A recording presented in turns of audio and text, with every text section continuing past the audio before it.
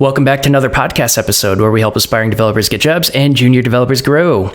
With this episode, we are going to be doing a recent review of React. And I'm going to be frank, I've had some people message and give some feedback about the quality in both the admissions and the quality has changed since Galvanize has bought Hack Reactor, because we did an episode a while back. And so people want me to do a more recent episode. I want to get honest and transparent reviews from all three of these people. But like usual, we're going to go ahead and get started with our intros. Ryan, would you like to introduce yourself? Sure, absolutely. Thanks for having me. My name's Ryan, and prior to getting into coding and software engineering, I worked in a lab at Johns Hopkins University. So I was in a STEM background, specifically biology, and I was working in a research lab there. So I got a little bit of coding experience in that position, and I really was interested to see what possibilities I could go forward with using coding, and software engineering seemed like the best fit for me. And you are full-time, right? Correct. Yep. Have you found a job yet? Yes. When did you graduate? I graduated in June. In June of 2021. Okay, cool. Right. Thank you. So about six months ago, yeah. All right. Scene, is that how you pronounce your name? Yes, Scene. Would you like to introduce yourself? Sure. I'm Scene. I went to the remote 9-month part-time program. I have a background in accounting and management information systems. My previous job, I was working in ERP consulting for accounting software. Okay. What are you doing now? Right now, I'm a student still. I'm enrolled in a different boot camp at the moment. Okay, and we'll dive into that later. Cool. And I'm probably blanking. Did you mention that you were in the part-time program? Me? Yes. Oh, no, I'm in the full-time. Wait, you mean for Hack Reactor? For Hack Reactor, yeah. I was in the part-time, remote part-time, yeah. Remote part-time. Okay, got it. How about you, Josh? Yeah, so same as Scene. I did the remote part-time for Hack Reactor, graduated in March this year. And my background before Hack Reactor was in marketing, really focused on web development, web analytics, that sort of stuff.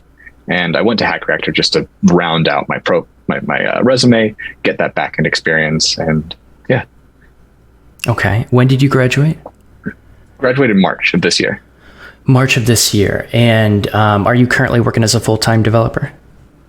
No. I was at my last company. Mm-hmm. I was able to use it to position myself as a web developer out of SEO. And then I recently quit, actually. I'm kind of exploring some entrepreneurial interests right now, and it's super exciting. I've even actually kind of turned down a couple of job offers to continue down this path. And yeah, planning to pursue this for the next about 6 months at the very least, and then see how it's going. Interesting. Okay. I might talk to you afterwards about that. For sure. Okay, so let's dive into things. Okay, so you all decided that a coding bootcamp was the right choice for you, or you at least decided to take a chance on it, right? But why Hack Reactor? Why did you specifically choose Hack Reactor initially? Well, I put in, I'm so sorry. No, go ahead. Okay. I put in a lot of time researching all the different boot camps, and I created a short list for myself. So I actually had App Academy and Hack Reactor on my short list. And then I went into the prep courses for both of them just to get a feel for how they deliver their curriculum. And I ultimately decided I liked Hack Reactors better. So that's how I ended up at Hack Reactor. Okay. How about you two? Similarly to Scene, I made a list and looked into different boot camps based on their curriculum, kind of pricing as well, and their financing options. And then also, I didn't end up doing another I just went ahead and started doing different seminars that Hack Reactor offered. There would be like introductory seminars on JavaScript and kind of like front end based topics. And by attending those, I just got kind of hooked on it and kind of was looking forward in like my current work schedule and then when a cohort would be starting up. And I just really wanted to like push myself to get into the cohort by like a certain date. And that was my path in. Okay. How about you, Josh? Yeah. So it's actually a referral from a friend of mine. He knew someone who'd gone through Hack Reactor, the data science program, and used that to get an excellent job. So I was kind of considering like, do I want to do bootcamp? Do I not? And after talking to him, I heard Hack Reactor, I heard about this guy's experience and just kind of went for it. I really didn't shop around too much. I looked at their content, thought it was good enough and went for it. Okay. Really cool. Well, let's dive into your experiences. What do you think of the program? It was intense. If I could describe it in one word, it'd be that. Very. You know, what was the most intense day that you had at Hack Reactor? I would definitely say kind of the final, I forget exactly what they call it, but like the final projects, like leading up to that, where you had to deploy your application, scale it, test it, prepare your presentation. And it's kind of at the end of this 9 months where you're just like at the very end of your rope, burnout, and you have to like get that final hurdle. That was the most intense, was that final project for me. Okay. Who else? I would second that. I think the final project had some really, really late nights and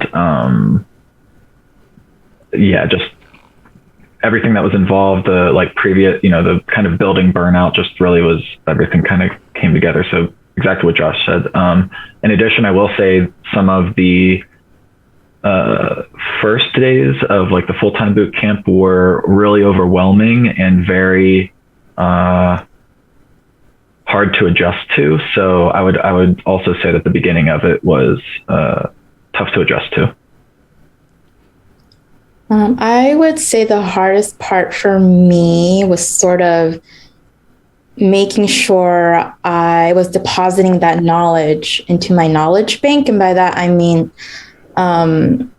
we were always pair programming, right? And so I never had the chance to spend time with the subject on my own to sort of let it marinate. And so I always felt like I wasn't able to grasp that concept as fast as I wanted to. And because it was so intense, I didn't even get the chance to sort of recoup myself, recover from the burnout and then, start over the next day. So I think that was the hardest part. Going through the other boot camp right now, I'm able to manage my time a little bit more. And so I'm definitely learning things more like this second time around. It's, staying in the brain a lot better. Yeah, and usually people, when they choose it depends on your situation, right?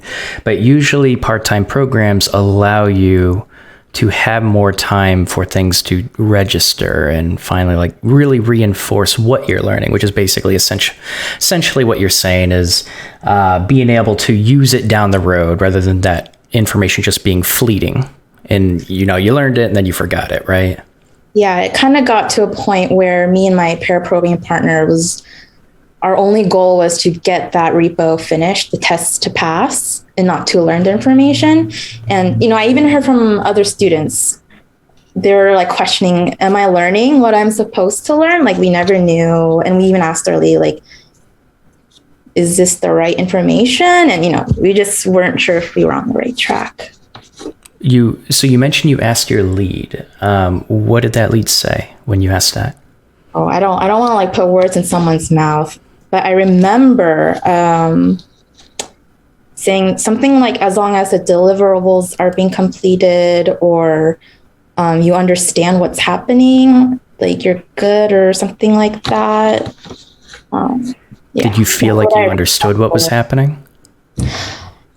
Some of them I understood, and then the others I couldn't quite wrap my head around. And then sometimes my partner would help explain things to me, or, vice versa. I would explain to my partner. But there were also, some subjects where both of us were not sure, if we were learning or doing it the right way, or struggling. And that meant more pair programming time for the week. We have to schedule more additional time. Okay. Does that resonate with either of you? Yeah. I'd say kind of once we entered that senior phase, I hit that point where it's just like, don't care about the advanced content, just going to pass the test, hit minimum requirements, and call it a day. Yeah. Do you all mean like in the first half, like before the senior phase, that's how you're feeling, or are you kind of feeling that in the senior phase as well? For me, it was only the senior phase. The junior phase, I was super like amped and doing the advanced content, going for it. And then I think I pushed myself a little too hard and had to pull back, especially with the senior phase.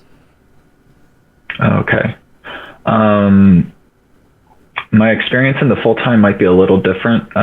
In the first portion of the full-time, it was, that's where I felt that the most, where we were going through the concepts on we were changing concepts on like every second day basis, like every 2 days we'd be starting something new. And so not only was I pair programming as much as I could and trying to reach out to mentors and stuff as much as I could, but also in the after hours, I would like be studying or like looking at more content and like trying to get something to stick, or kind of trying to let that marinate or whatever. And so that's where that was happening the most for me. And I would say a lot of it was, it just didn't stick as much as I would have liked to. And then whenever we had more time to work on projects for longer durations in the senior phase, I think that's when things started to kind of come together a little bit more for me. Only because not only did I have that like more time, and maybe whenever we were working in larger groups, I felt like I had a larger network of people to talk to and like get information from. But also in cases where I did have notes, or I had a little bit of like something that I wrote down that ended up helping direct me to something like a Stack Overflow article or like a YouTube video or something like that.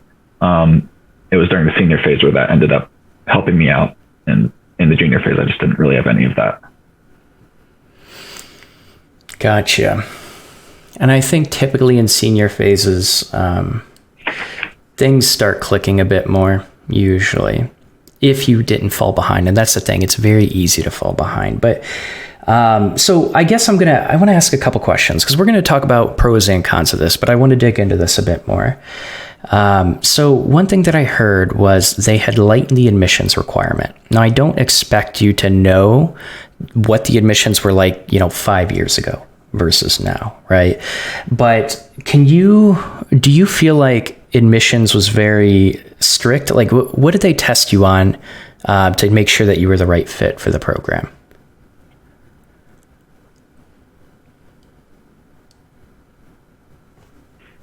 I think they tested us on basic JavaScript methods.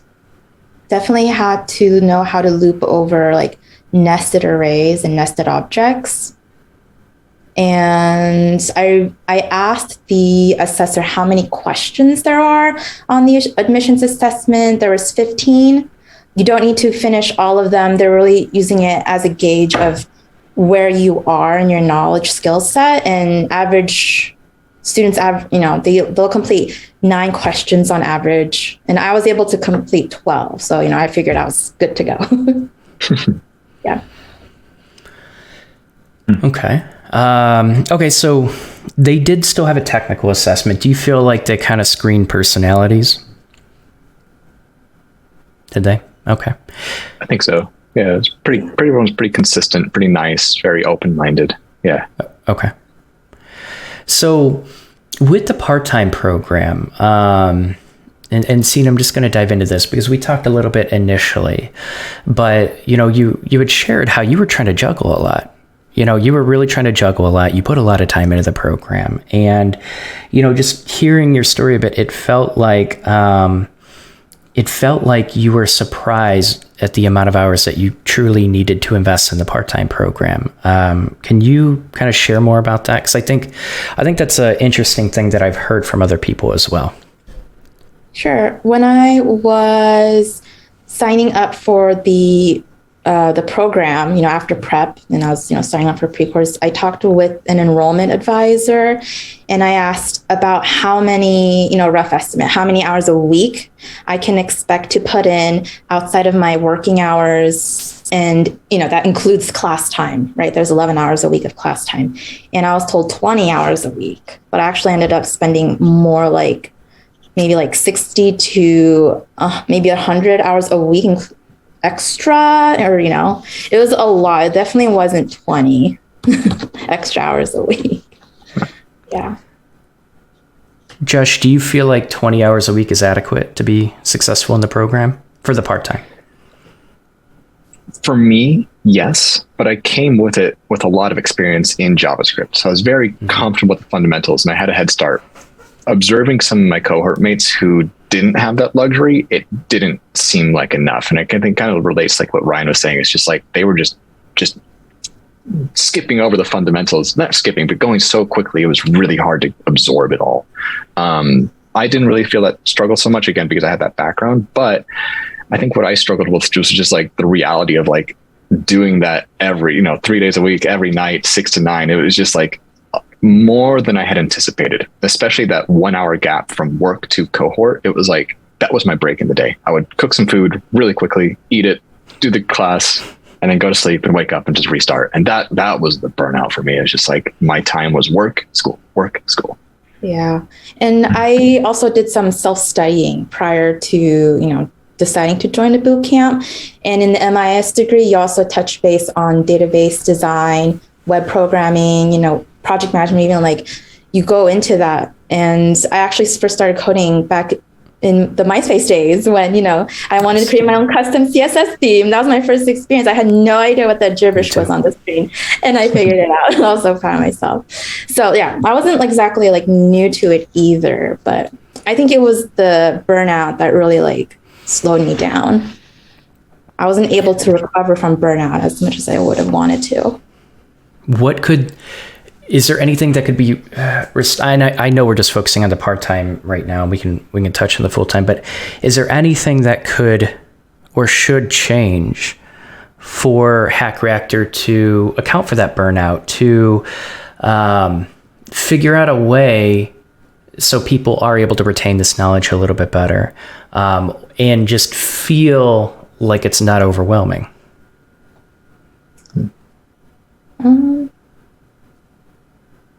I think it would be good to know, going back on what I said, knowing that we're learning what we should be learning, maybe a checklist or something to say this week, if you can do this, you're good. I think that would have been really helpful. Okay. It's good feedback. All right. Well, yeah, let me think. So, yeah, typically part-time programs, usually the feedback that I get from coding boot camps, you can get burned out. You very well can get burned out. But I guess this is kind of just my assumption, and I want you to... So you mentioned like going over nested loops and nested objects and stuff like that. With the admissions, I really don't want to hand over their admissions, but should... Let's see. I don't want to ask questions to kind of just leak their admissions process. But do you feel like, I guess my question is, do you feel like they could do more work towards the pre-work before you get in, or increase the technical proficiency that you need, the technical skills to actually get in the program? Do you feel like that would help prepare people more to understand the fundamentals before they go into this very, very intense program?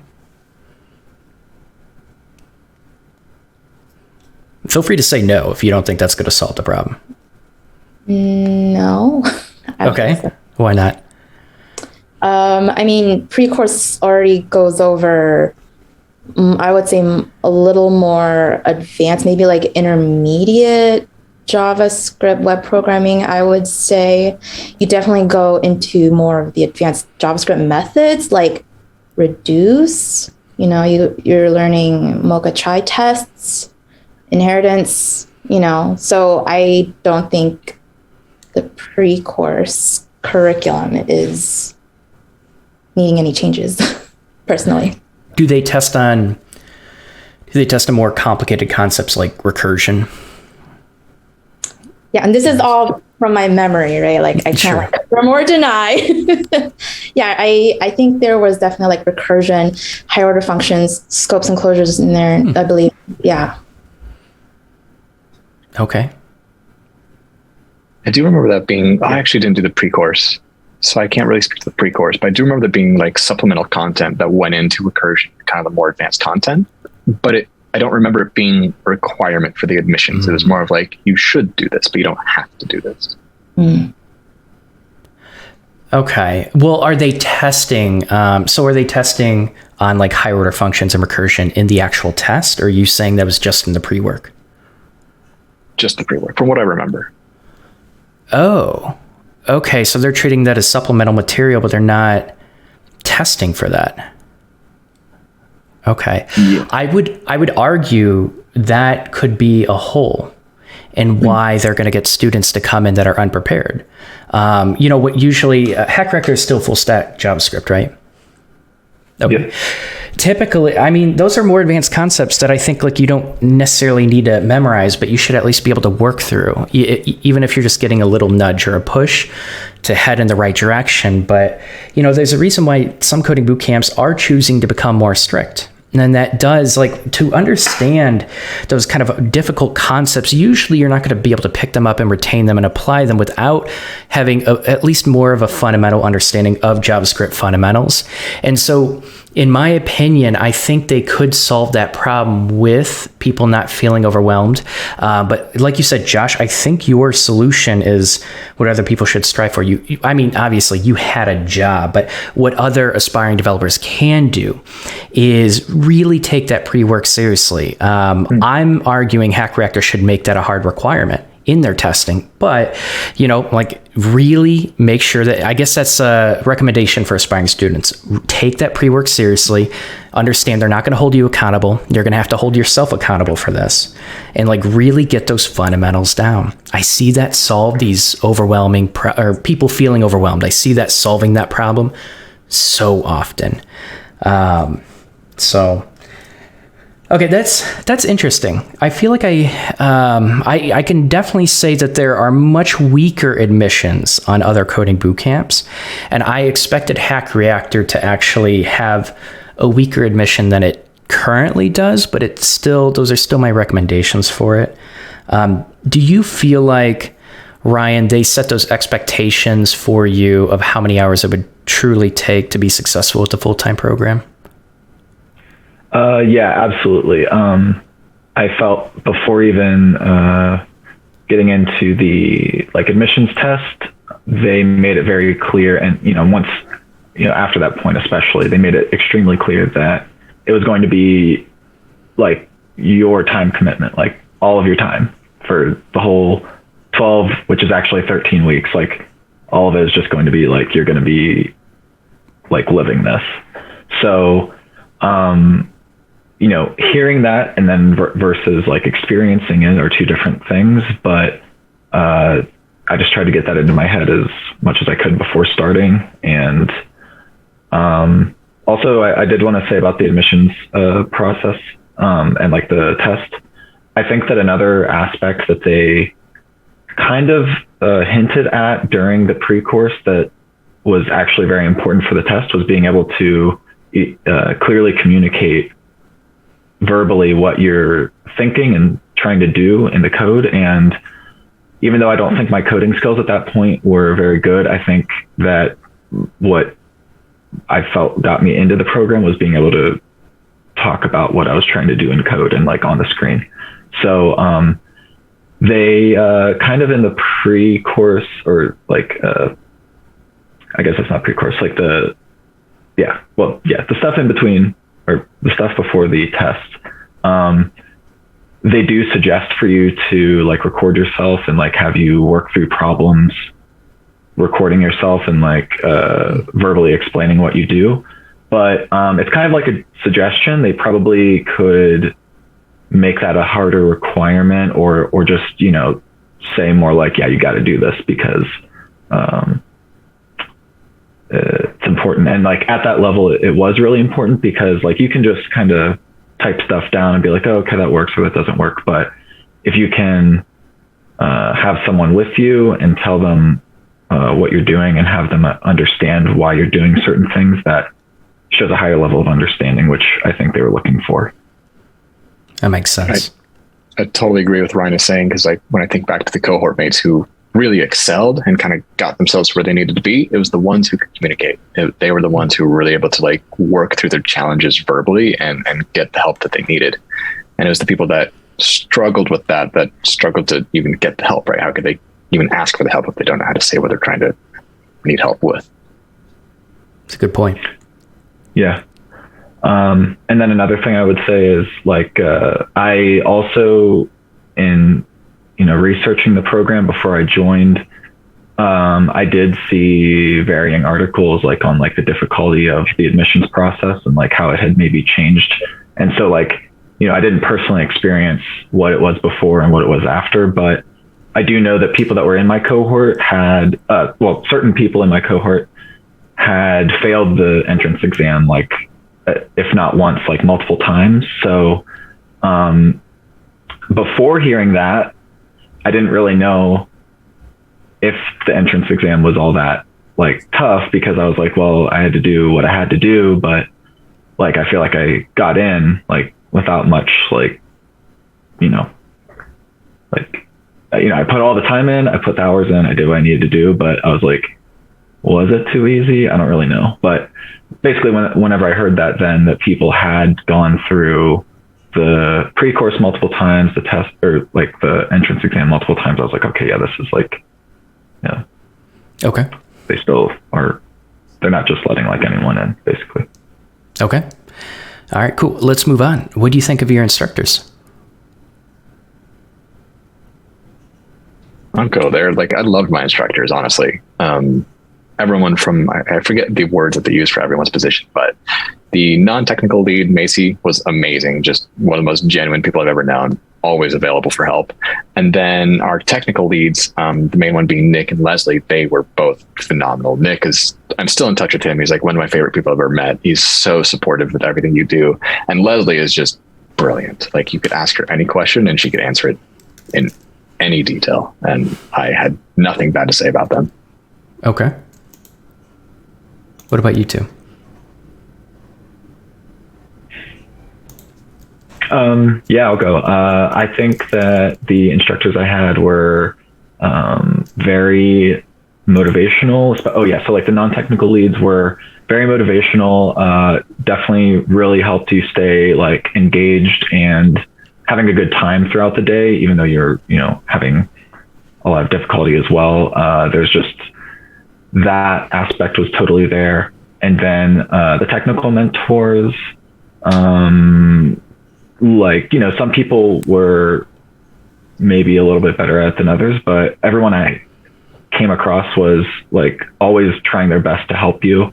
And they wanted to help you in the way that was like true to like Hack Reactor, which was like, they want you to kind of get into the problem and be stuck on it a while before you get help. And I think everyone reflected that very well. So, and I think that going through that was good for me. So, yeah. Okay. Yeah, the struggle is important. We can't just get handed the answers, right? It's important. Right. I've interacted with Mickey and Macy a little bit. They were both very supportive people. And like, you know, Ryan and Josh said, everyone wants nothing but success for everyone. And I've had a few people in my cohort who were struggling a little bit, and they were given, and you know, like health problems, right? That they're struggling with some health issues, and they were given a few like exceptions. And so if you are struggling, it might be worth reaching out and say, hey, I'm struggling with this. I think if I had this, I could totally, keep moving forward, And as for our tech lead, I don't remember anything bad, but I also think that he really had the ability to hold space for his students, and he always made sure to be available, even if it was after hours. So I'm really appreciative of our tech lead, Alex. Yeah, Alex Jacobs. Yeah. If you're seeing this, Alex, hi. Okay. It definitely sounds like, I always say this, instructors make or break coding bootcamp. Well, instructors and mentors, right? Sometimes you hear about mentors that, sometimes you hear about good mentors, sometimes you hear about bad mentors. I think most mentors want to help it. Sometimes they do lack the experience. And, usually a lot of mentors are more focused on, or their experience comes from just learning the curriculum, but they don't have outside experience. That's where you really need to rely on the instructors as well. Did all the instructors have legitimate software engineering experience? Yeah. Same for you, Scene? I think so. I didn't check. Fair enough. I think that's something you should check. I think that's something that anyone that's watching this should check for any coding bootcamp, because that matters. And I've seen that result in either better or poor quality of education. I think that's really important. So wait, how big were your cohorts?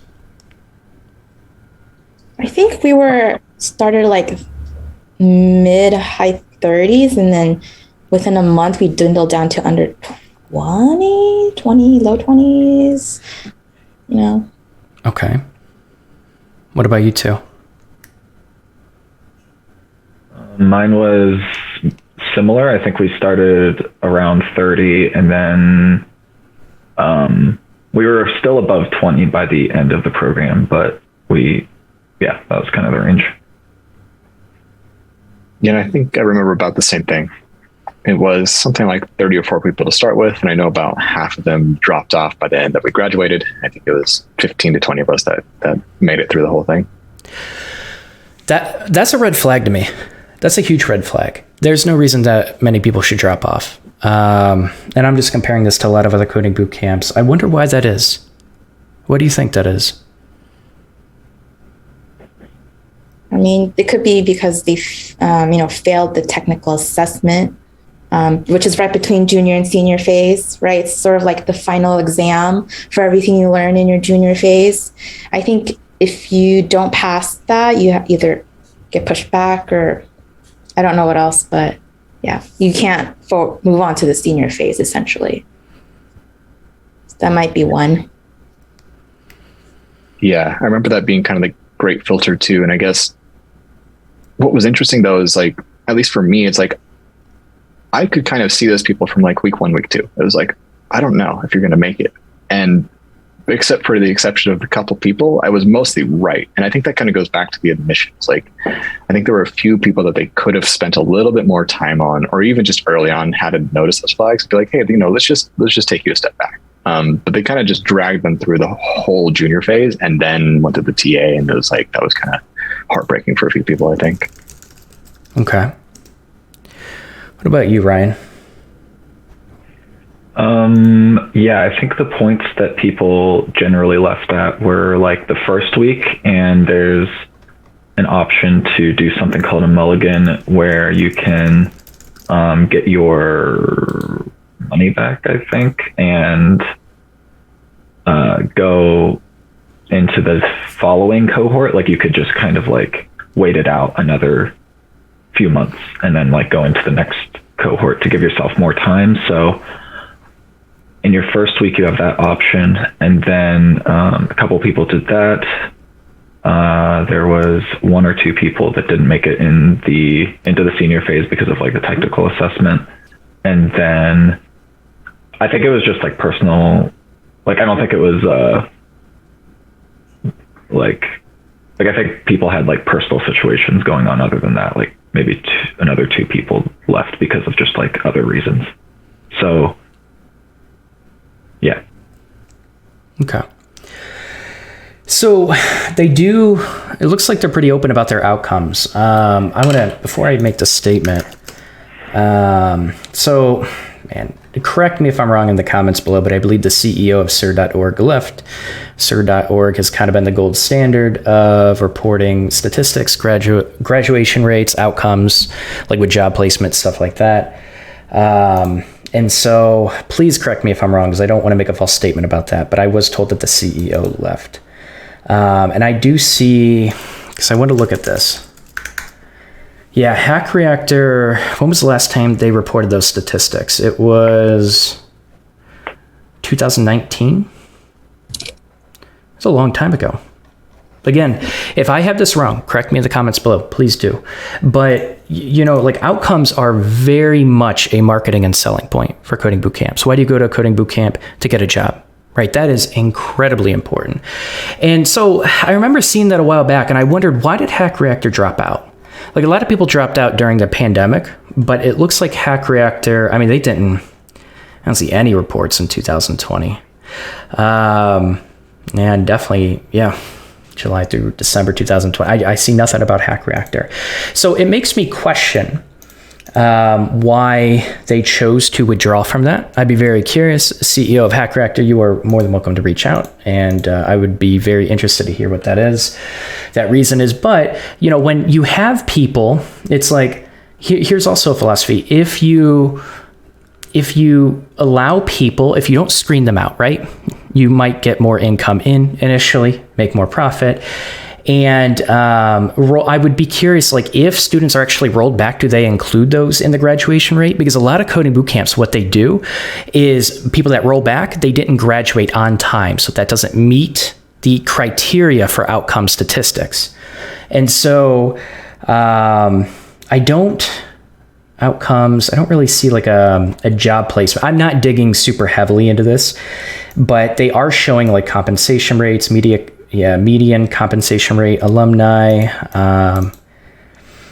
It feels like from statistics that I used to see from Hack Reactor, it feels like they pulled out on some important statistics. They're at least not showcasing and being very public and open about it as much as what I remember from Hack Reactor.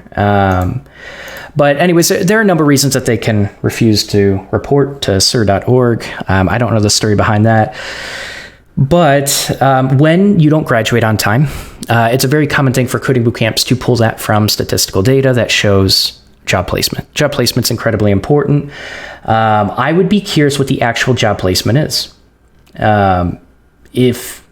If your students don't graduate, I don't know what the return policy is, but if your students do not graduate on time, I hope that they're not trying to, I hope that they're at least being transparent about that data if anyone asks about placement rates, because I guarantee you they get questions about that, and I hope they're being honest and transparent. But when I see, man, you said like half your class, Josh, that is a huge red flag.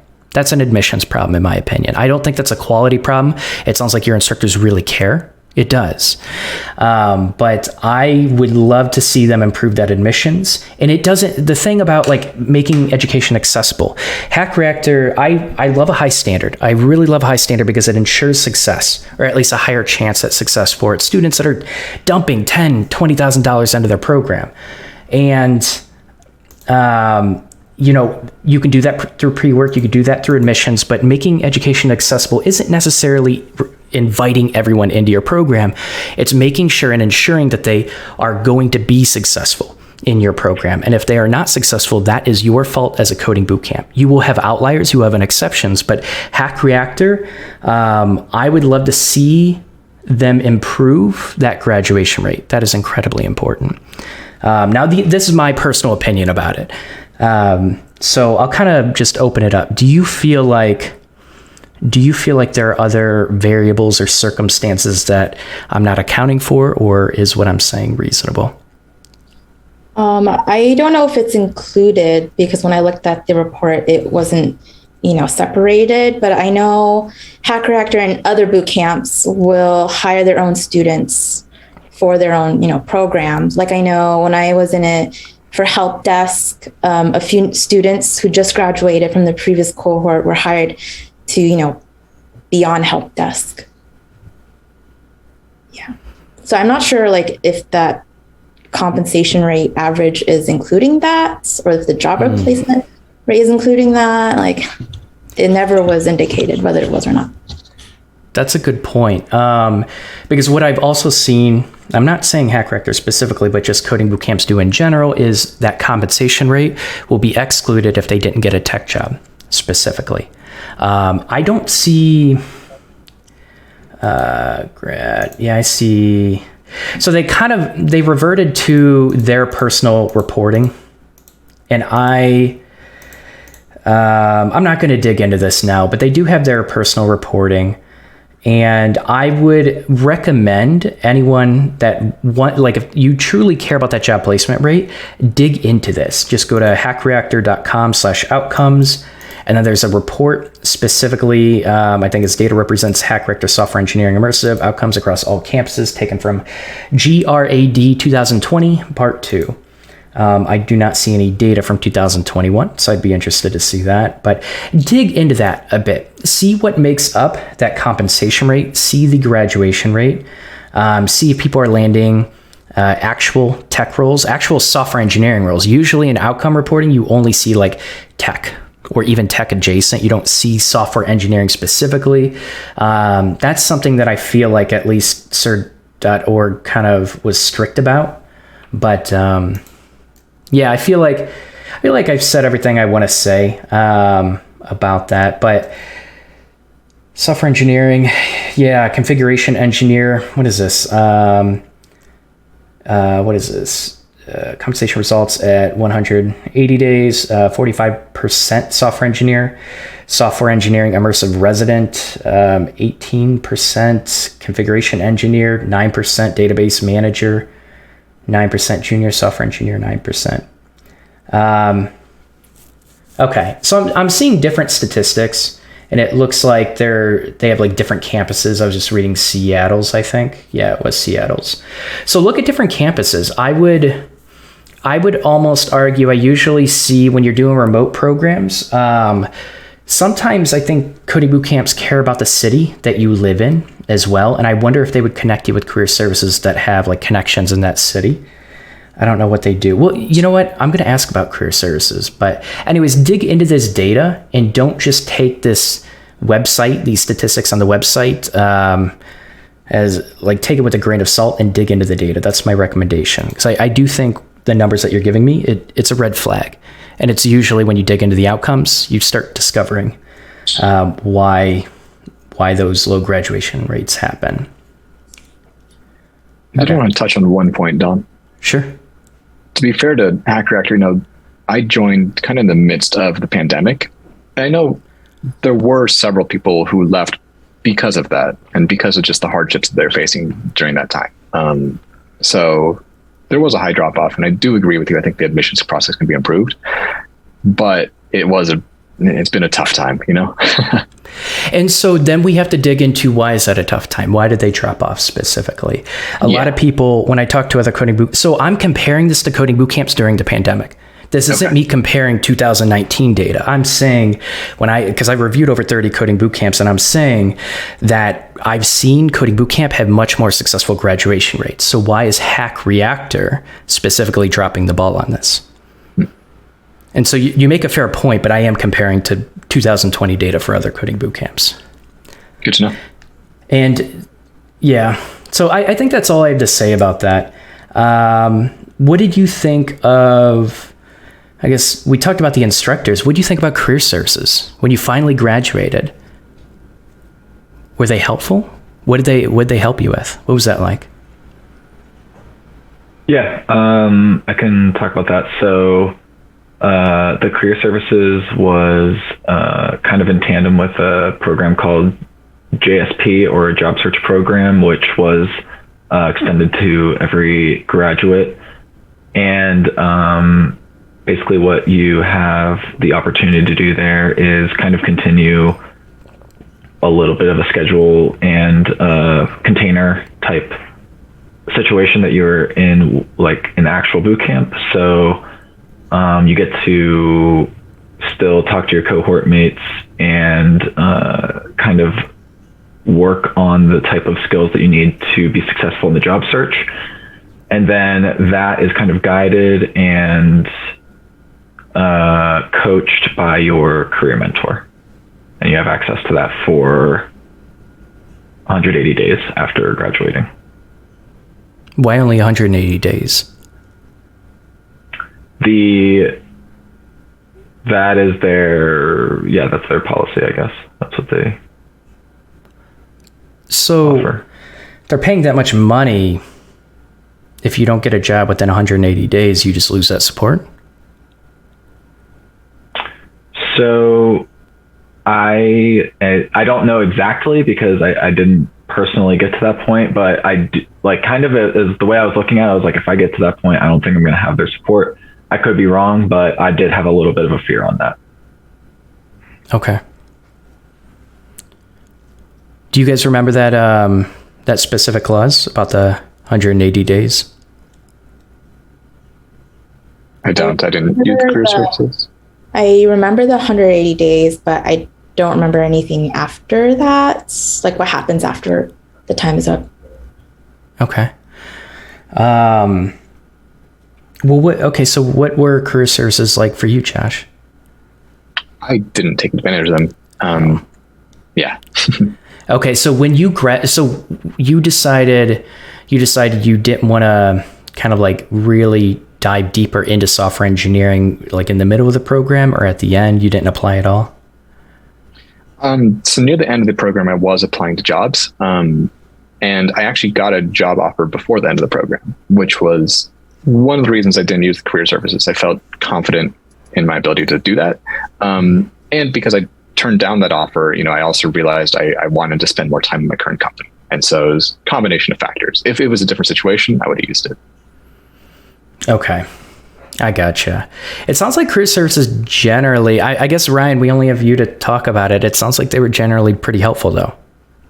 Yeah, absolutely. I felt like, all the aspects that go into the job search and me being a career transition person, I really had no idea what this job search would really take. So I felt like I was able to get that information from my career services mentor and then have support and guidance through the different aspects of it on a at least weekly basis. And then during the job search program portion as well, that was something I could log into like 5 days a week, I believe.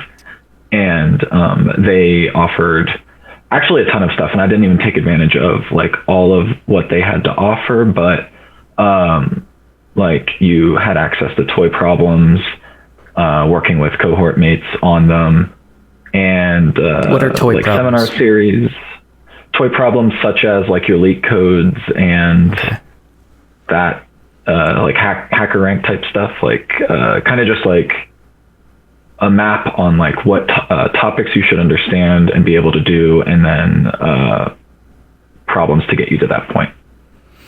Did they do any mock interviews? Yeah. So mock interviews were an aspect of the actual boot camp in the senior phase, especially towards the end. There was a 2 week, or maybe there was just 1 week at the end that was career week. And during that time, you do all of the like resume and LinkedIn and GitHub kind of like bolstering up that you need to do, as well as mock interviews. And then in the job search portion, you also have access to do mock interviews as much as you want. That's really cool. I love that. Yeah. And whiteboarding, just to add to that, whiteboarding is also a big part of interviews, right? And so even in the junior phase, it was emphasized that we should always be whiteboarding our problems if we can't figure it out, or when we're explaining to a partner, whiteboard it. And so we're doing that like throughout the whole program. And they gave us some pretty cool tools. They were like, use this website, that website, stuff I never heard of. It's like, this is awesome. Yeah. I feel like Hack Reactor has always had a pretty good reputation for data structures and algorithms. And I feel like that's something coding bootcamps in general tend to lack. And like that, it's a lot of coding boot camps, I mean, there's a big argument against whether data structures and algorithms should be in interviews and what types of jobs they should be. You've probably seen LinkedIn posts. You probably heard other engineers talking about it. But specifically, like, it is my belief that even if you are diving at a front end, you don't really need super complicated data structures, in my opinion, to be able to be qualified for most jobs, but you should focus on efficiency. You should understand how to optimize your code. You can be working with big data down the road, and you don't know what job is going to test you on that. And I feel like people underestimate that, and they just dismiss it like, well, I'm just going to get hired at a company that's going to care about my projects. It's like, well, maybe that's an ideal situation, because most companies, you don't need to know data structures and algorithms, but you're going to be tested on it. I feel like Hack Reactor has a pretty good reputation around that. To add to that, that was probably the most fulfilling part of the program for me. And what it really gave me was just a fuller mental model of what's happening when I'm writing that code, right? It wasn't just, oh, cool, I got a little loop. It was like I was able to fundamentally like understand how that was being stored in the computer, accessed by the computer, and like having that deeper understanding of runtime and memory usage was just, it took my programming to like the next level that I needed. And I was super glad that they provided that depth of knowledge.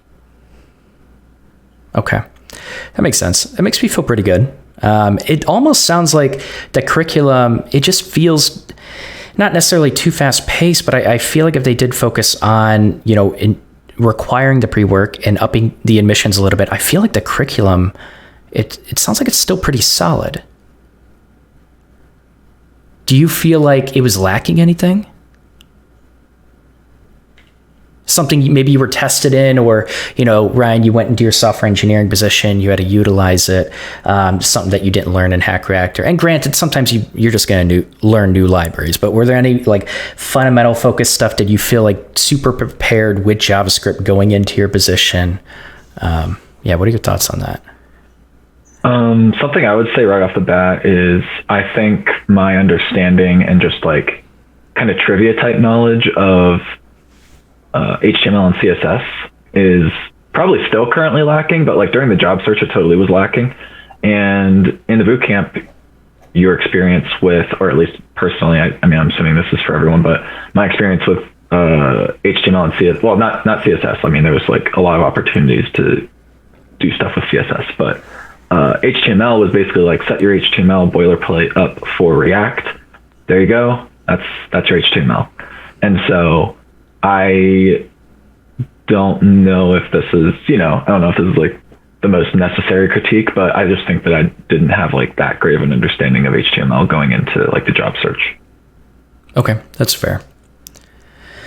Let me ask this final question. How much time do we have? Okay, let me ask this final question because I'm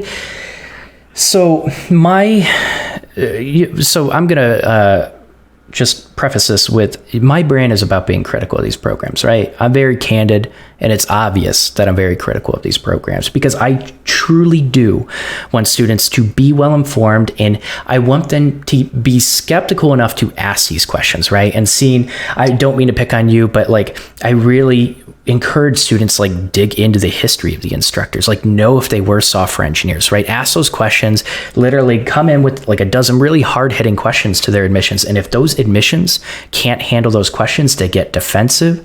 In my opinion, like a good program is going to say, you know what, that's something we need to work on. And they will admit stuff like that. And this is something we really excel in. Admissions sometimes is kind of like distant. They don't even really know or have a sense of like the student experience sometimes. They kind of just have a script to go off of as well. And so students should be equipped with these hard-hitting questions. And I truly want students to dig into these statistics and ask these questions because these are really important. Almost everyone goes to coding bootcamp to get that job. But I want to get a good feel of truly what all of you think about who this program is right for and who it isn't.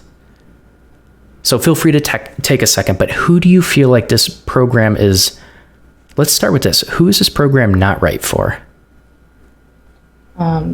Maybe absolute beginners who haven't already put in the time to familiarize with themselves, or maybe I think reading comprehension is very important for being successful in programming in general.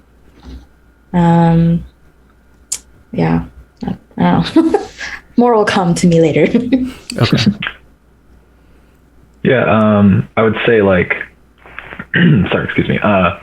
The kind of mentality that you have to go into it with, and so if you don't have this mentality, it might not be for you. If you're not ready to put in the work and then also continue to learn and like expand your tech knowledge and expertise after the program, it might not be for you. Like if you want to go and get a degree or a certificate and just be like, okay, look, I have this, hire me, it won't be for you. Okay. Yeah, I totally agree with that. It's actually, I had an interview today, and that was something that came up. The interviewer was like, sometimes I don't like boot camp people because they're just here for the job, and they're just like, I got my certificate, I want a better paying job, hire me. And what he likes are the people with the computer science fundamentals and really the computer science passion, right? People who want to understand deeply what's going on behind the scenes. And yeah, I mean, that's the type of person I think who should join a boot camp. If you have a genuine interest in this as a career, not just as a step up for loving your salary. Okay. Yeah. It feels like all of you kind of answered who it is for and who it isn't for. I think you gave me a sense of that. I kind of want to balance this out. I want to wrap it up with this. What is one thing that you absolutely love about Hack Reactor, and is the reason why you would recommend it?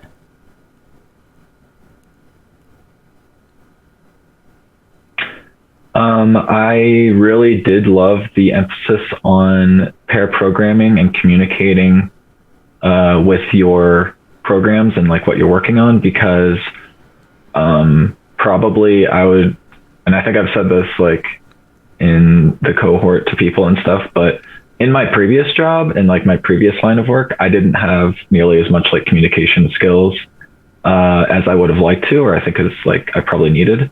And I think that was a skill I actually got way better at through the program. And that's the last thing I expected to get out of the program. So that is what I loved about it. That's one of the things I loved about it. Okay.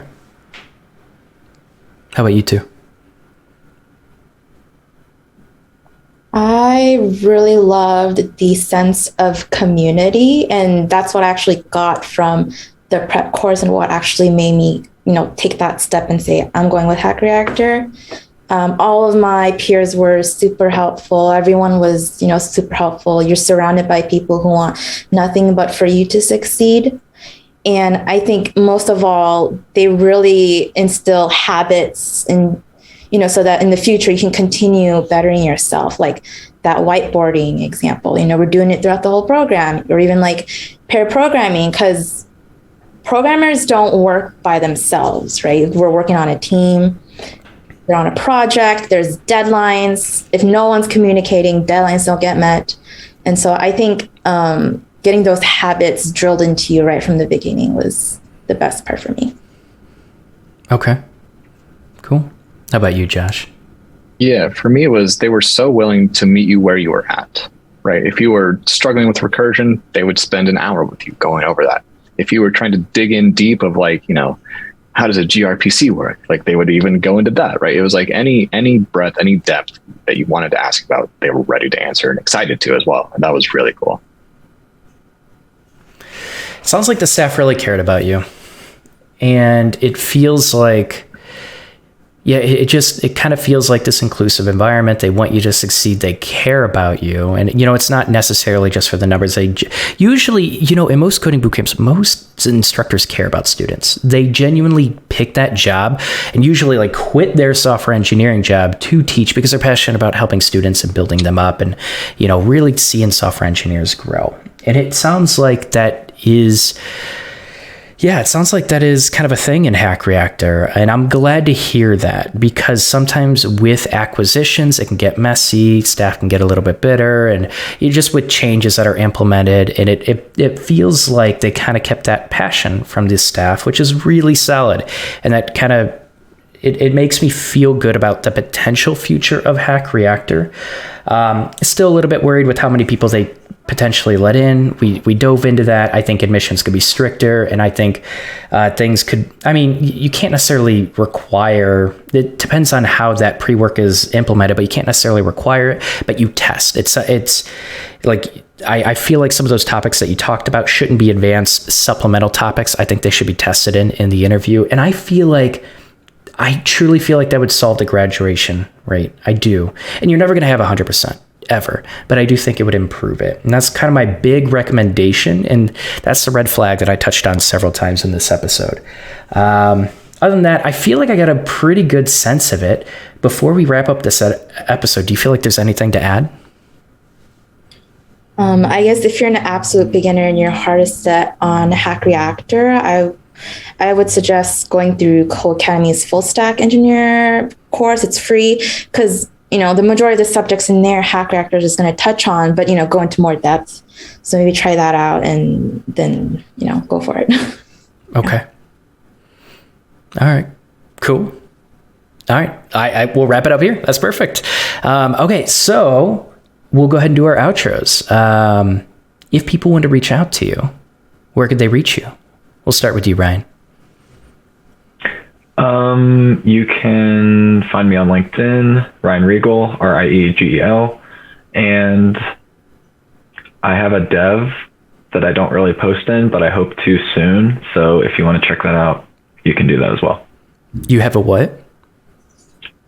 The website is dev.to. It is it's a forum for a lot of really good coding information and just like web developer information. So, okay. Yeah, check it out for your health. Sounds good. How about you, Scene? I'm on LinkedIn, and just search for my name right there. And all my other links to the other places will also be on my LinkedIn profile. Okay. How about you, Josh? Yeah, same thing. Best place to find me is LinkedIn. Working on a couple projects. You want to go to joshbradley.me. That's my personal website. Planning on just adding more and more content there. I talk about just fun JavaScript projects. And then I'm working on an app called Token Valet. And if you just want to see, the results of a Hack Reactor graduate, that's what I'm building. Okay, really cool. We'll check that out.